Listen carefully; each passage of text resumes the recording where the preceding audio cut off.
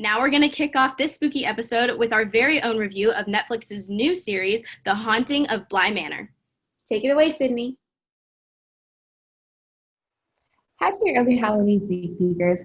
Hopefully, you've all been able to start enjoying some of your favorite fall movies and TV shows now that spooky season has arrived.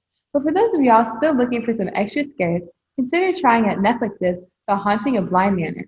Following The Haunting of Hill House in 2018, Bly Manor focuses on a new chapter of Mike Flanagan's emerging Haunting of anthology.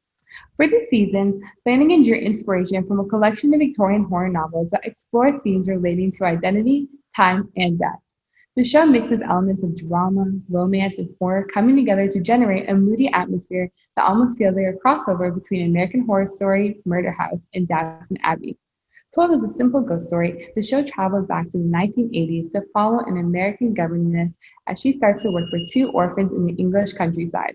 From here, the death of the children's previous au pair and the ominous past of the family's manor house is explored. With a fully realized cast of house staff and restless spirits, several plot lines are explored throughout the season, which can become slightly overwhelming at times. However, the show does at least attempt to clarify most of these points of concern, usually through the poignant monologues that comment on heavy topics such as dementia and alcoholism. Considering the weight of these topics and the density of the plot, the show does a fair job of artistically portraying each of these subjects with nuance.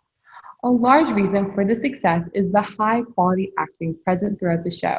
Victoria Pedetri, commonly known for her portrayal of Love in the Netflix original You, stars as Danny Clayton, whose courage and resilience is especially engaging.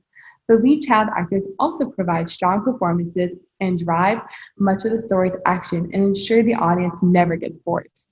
While it might not be the most terrifying option for a Halloween watch, Bly Manor does have a few good jump scares and plenty of dimly lit wide shots to make up for it.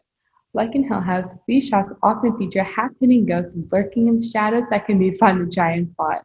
The suspenseful scare also adds to the general scariness of the show and brings life to every eerie sound heard throughout the house.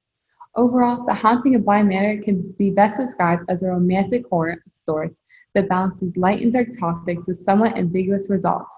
Despite the presence of heavier themes, the show does have an engaging premise, some wonderfully 80s fashion, and good LGBT representation. So definitely consider adding it to your Halloween watch list. That's all for me. Now back to the house.